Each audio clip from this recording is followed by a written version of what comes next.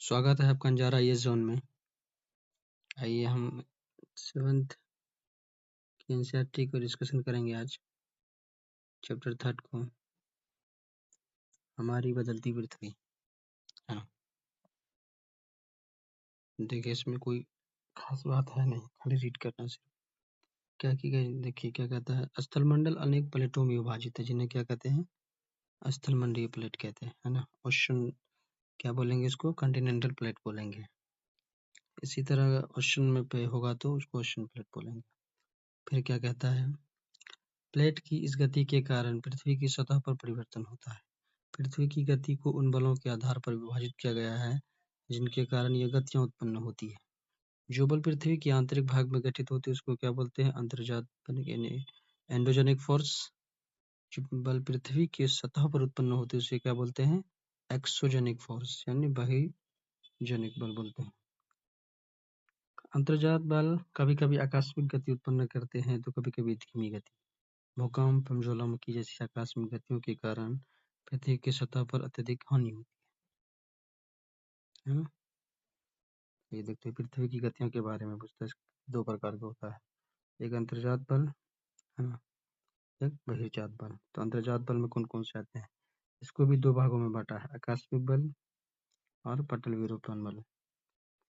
आकस्मिक बल में है भूकंप, ज्वालामुखी, भूस्खलन, और इसमें पटल विरूपण में क्या, पर्वत निर्माणकारी बल है। एक्सोजेनिक में क्या है, अपर्दन और निक्षेपण से होता है ना, इरोजन से और डिपोजिशन से होता है। इसमें नदी बहता है, जल, पवन है, समुद्री तरंगे है, हिमनद है। आइए निष्ठ देखते हैं क्या है। देखिए चित्र है, ज्वालामुखी भूपट्टी पर खुला एक ऐसा छिद्र होता है जिससे पिघले हुए पदार्थ अचानक निकलते हैं, है ना।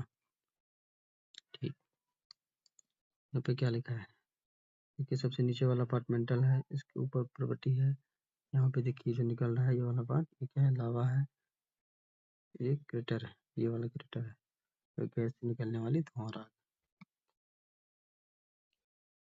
इसी प्रकार स्थलमंडलीय प्लेटों की गति करने पर पृथ्वी की सतह पर कंपन होता है। ये कंपन पृथ्वी के चारों ओर गति कर सकता है। इस कंपन को भूकंप कहते हैं। ठीक, भूपट्टी के नीचे वह स्थान जहाँ कंपन आरंभ होता है उसे क्या कहते हैं, उद्गम केंद्र कहते हैं। उद्गम केंद्र के भूसतह पर उसके निकटतम स्थान को क्या कहते हैं, अधिकेंद्र कहते हैं। अधिकेंद्र से कंपन बाहर की ओर तरंगों के रूप में गमन करती है और अधिकेंद्र के निकटतम भाग में सर्वाधिक हानि होती है एवं अधिकेंद्र के दूरी बढ़ने के साथ भूकंप की तीव्रता धीरे धीरे कम होती है। तो आपको स्टेटमेंट बना के देगा कि बढ़ने के साथ साथ क्या तेज होती है, अधिकतम होती है तो नहीं, कम होती है। और निकटतम पार्ट में क्या होता है, सबसे ज्यादा होता है। तो बता दीजिए, ये प्लेट की सीमा है, ये वाला पार्ट अधिकेंद्र है, और क्या कहता है, वह स्थान जहाँ भूकंप उत्पन्न होता है, भूकंप की ऊर्जा का उद्गम केंद्र कहलाता है। इसको क्या बोलते हैं, उद्गम केंद्र। जस्ट ऊपर वाला अधिकेंद्र होगा, है ना। देखिए भूकंपीय तरंगे कितने प्रकार की होती है, 3 प्रकार की। पी तरंगे जिसको अनुदैर्ध्य तरंगे बोलते हैं, एस तरंगे जिसको अनुप्रस्थ तरंगे बोलते हैं, और एल तरंगे जिसको पृष्ठीय तरंगे बोलते हैं, है ना, सरफेस तरंगे। यहाँ पे देखिए क्या क्या दिया है, देखिए गुजरात भूकंप विनाश के चित्र दिया गया। और यहाँ पे क्या पूछता है, भूकंप का मापन एक यंत्र से किया जाता है जिसे भूकंप की तीव्रता रिक्टर स्केल पर मापी जाती है। तीव्रता फ्रीक्वेंसी किस पे मापी जाती है, रिक्टर स्केल पर। जिस भूकंप की तीव्रता 2.0 अथवा उससे कम होती है उसका प्रभाव नहीं के बराबर होता है। जिस भूकंप की तीव्रता फ्रीक्वेंसी 5 होती है वह वस्तुओं के गिरने से क्षति पहुंच सकती है, और 6 से जिस जहाँ पे ऊपर है वहां अधिक क्षति होगी, है ना। ये डायमेंशन दिया हुआ है, ये देखते हैं। स्थलाकृतियों के बारे में दिया है ना। लैंडस्केप के बारे में दिया, मुख्य लैंडस्केप। अपक्षय में अपर्दन नामक 2 प्रक्रमों, प्रोक्रमों को हिंदी में क्या बोलते, इंग्लिश में बोलते हैं क्या, प्रोसेस। प्रक्रमों द्वारा दृश्य भूमि लगातार विघटित होती रहती। पृथ्वी की सतह पर शेलों के टूटने से अपक्षय क्रिया होती है ना, और भूदृश्य पर जल, पवन, हिम जैसे विभिन्न घटकों के द्वारा होने वाले क्षय को अपर्दन कहते हैं। वायु, जल आदि अपरदित पदार्थ को एक स्थान से दूसरे स्थान पर ले जाते हैं और फलस्वरूप एक स्थान पर निक्षेपित होता है। क्या होता है? जमाव होता है। अपरदन एवं निक्षेपण की ये प्रक्रम पृथ्वी के धरातल पर विभिन्न स्थलाकृतियों का निर्माण करते हैं। अब नदी एवं कार्य के बारे में देखेंगे यहाँ पे। विश्व में हजारों छोटे-छोटे है ना वाटरफॉल हैं। सबसे ऊंचा जल है ना जो वाटरफॉल है वो दक्षिण अफ्रीका में, साउथ अमेरिका में वेनेजुएला के एंजल जलप्रपात है। अन्य जलप्रपात में अगर बात करूं उत्तरी अमेरिका में है ना, नॉर्थ अमेरिका में कनाडा, तो संयुक्त राज्य अमेरिका की सीमा पर कौन सा है? नियाग्रा जलप्रपात है। और अफ्रीका के जाम्बिया जिम्बाब्वे की बॉर्डर पर है, सीमा पर अगर बात करें तो विक्टोरिया वाटरफॉल है। ये देखिए नियाग्रा वाटरफॉल का ये दृश्य।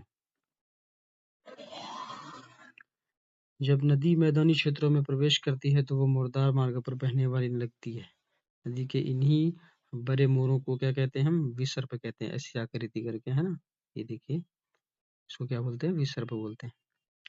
इसके बाद विसर्पों के किनारे पर लगातार अपरदन और निक्षेपण शुरू हो जाता है और विसर्प लूप के सिरे निकट आ जाते हैं। समय के साथ विसर्प लूप नदी से कट जाते हैं और एक अलग झील बनते हैं जिसे कौन सा झील कहते हैं? चाव झील कहते हैं, है ना। ये देखिए यहाँ पे दिया है। कभी-कभी नदी अपने तटों से बाहर बहने लगती है, फलस्वरूप निकटवर्ती क्षेत्रों में बाढ़ आ जाती है। बाढ़ के कारण नदी के तटों में निकटवर्ती क्षेत्रों में महीन मिट्टियों में अन्य पदार्थों का निक्षेपण करती है।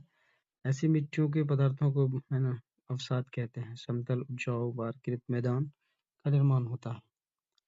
देखिए ये आकृति दिया है और ये जो अलग से कट के जो ये बन गया है इसमें एक झील का निर्माण करेगा, लेक का।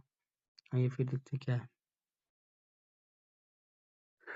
वितरिका कहते हैं ना। यहाँ नदी इतनी धीमी हो जाती है कि अपने साथ मलबे का निक्षेपण करने लगती है। प्रत्येक वितरिका अपने मुहाने का निर्माण करती है। सभी मुहानों के अवसादों के संग्रह ये डेल्टा का निर्माण करता है। तो आपको मालूम है सबसे बड़ा विश्व का सबसे बड़ा जो ये डेल्टा है, ये देखिए यहाँ पे चित्र में नहीं दिया गया है तो है ना, पश्चिम बंगाल में, वेस्ट बंगाल, बंगाल की खाड़ी में गिरने से पहले। समुद्री तरंगे के कार्य के बारे में बताया। ये देखिए तटीय मेहराब है, ये स्टेक है, ये समुद्र की गुफा है। समुद्री तरंगे के अपरदन एवं निक्षेपण तटीय स्थलाकृतियों बनाते हैं। समुद्री तरंग लगातार शेलों से टकराती है जिससे दरार विकसित होती है। समय के साथ बड़ी और चौड़ी होती है। इनको समुद्री गुफा कहते हैं, है ना। इन गुफाओं के बड़े होते जाने पर इनमें केवल छत ही बचती है जिससे तटीय मेहराब बनता है ना। ये है तटीय मेहराब। देखिए ये चारों तरफ बहुत बड़ा पत्थर है, इसके बीच में जो पानी के ऊपर वाला ऐसा हिस्सा बना हुआ है इसको तटीय मेहराब बोलते हैं। देखिए ऐसे वाला कर करके ये है। मान लीजिए ये दोनों कैसे पहाड़ है, जो ये वाला जो पार्ट है तटीय मेहराब बना हुआ है। अगर ये पानी के अंदर में छोटा सा ऐसे लंबा करके अगर सिर्फ एक शेल बन जाए बीच में गैप तो ये क्या है? स्टेक है। और ये समुद्री गुफा है ना। हिमनद के कार्य पूछा है, देखिए ग्लेशियर से, है ना। हिमनद अथवा हिमानी बर्फ की नदियां होती है। हिमनद अपने नीचे की कठोर चट्टानों से गोलाश मिट्टी और पत्थरों को अपरदित कर देती है और गोलाश मिट्टी एवं पत्थरों के भूदृश्य में अपरदन करती है। हिमनद है ना, हिमनद मतलब ग्लेशियर गहरे गर्तों का निर्माण करती है। पर्वतीय क्षेत्रों में बर्फ पिघलने से उन गर्तों में जल भर जाता है और सुंदर झील बन जाते हैं। हिमनद के द्वारा लाए गए पदार्थ जैसे छोटे बड़े शेल, रेत एवं तलछट मिट्टी निक्षेपित होते हैं। ये निक्षेप हिमनद हिमोर का निर्माण करते हैं। देखिए ये वाला जो पार्ट दिखाया जा रहा है। देखिए पवन के बारे में दिया है। इसी तरह पवन के बारे में दिया है। रेगिस्तान में पवन अपरदन निक्षेपण का प्रमुख कारक है। रेगिस्तान में आप छत्रक के आकार के शेल देख सकते हैं, है ना, जिन्हें सामान्यतः छत्रक शेल कहते हैं। पवन शेल के ऊपरी भाग की अपेक्षा निचले भाग को आसानी से काटती है, इसलिए ऐसी झीलों के आधार पर संकीर्ण एवं शीर्ष विस्तृत होते हैं। पवन चलने पर ये अपने साथ रेत को एक स्थान से दूसरे स्थान पर पहुंचाती है। जब पवन का बहाव रुकता है तो ये रेत गिरकर छोटी पहाड़ी बनाती है। इनको बालू टिब्बा कहते हैं, है ना। जब बालू कण महीन एवं हल्के होते हैं तो वायु उनको उठाकर अत्यधिक दूर ले जा सकती है। जब ये बालू कण विस्तृत क्षेत्र में एक निक्षेपित हो जाते हैं तो इसे लोएस कहते हैं। चीन में लोएस के नीचे पाए जाते हैं, है ना। आइए सॉल्व करते हैं क्वेश्चन को। इनमें से कौन सी समुद्री तरंगों की विशेषता नहीं है? तो शेल है, समुद्री गुफा है और किनारा नहीं है।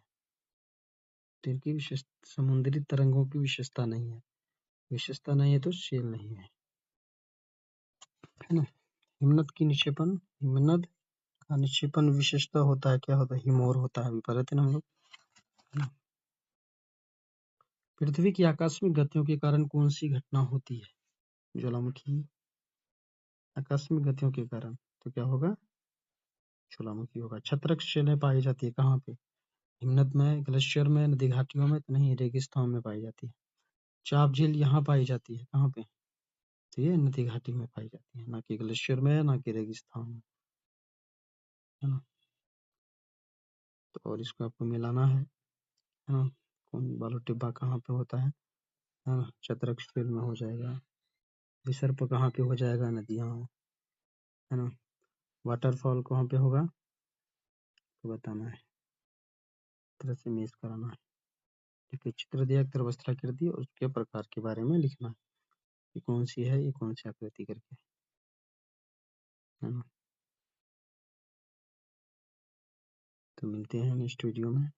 तो इस तरह से आपको करना क्या है, जितनी भी झील है आपको एक मैप बनाना है ना। ऐसे भारत का मैप के साथ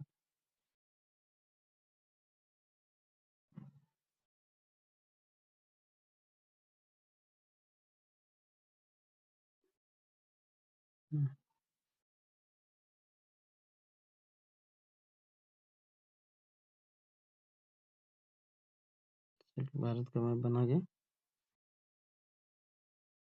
वैसे, है ना। इसमें दर्शाना है कि ये ग्लेशियर वाला पार्ट है भारत का, और ये नॉर्थ ईस्ट वाला पार्ट है ना। और ये समुद्र है, अरब सागर है, बंगाल की खाड़ी है, दोनों आइलैंड को लिखना है। यहाँ पे क्या है, कौन सा द्वीप है ना। ये रेगिस्तान वाला पार्ट है, बालू टिब्बा। इस तरह से एक मैप के थ्रू आपको दर्शाना है।